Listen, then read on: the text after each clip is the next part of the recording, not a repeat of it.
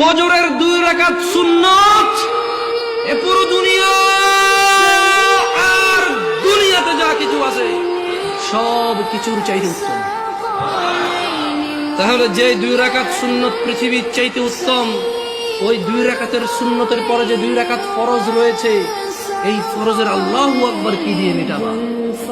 এই ফরজের সামি আল্লাহু লিমান হামিদা কি দিয়ে মিটাবা? কত টাকার মালিক হয়েছে তুমি নামাজের কাফারা দিবা?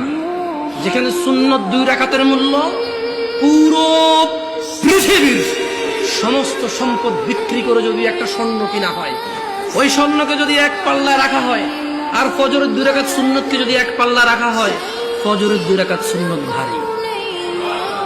ওই সুন্নত এত ভারী হলে ওই ফজরের নামাজের ফরজ যেটা তুমি ঘুমের মধ্যে কাটিয়ে দাও, ওই 2 রাকাত ফরজের আল্লাহু আকবার, সামি আল্লাহু লিমান হামিদা, আত-তাহিয়াতু সুবহান রাব্বিয়াল আযীম, সুবহান রাব্বিয়াল আলা কি দিয়ে কিনবা তুমি?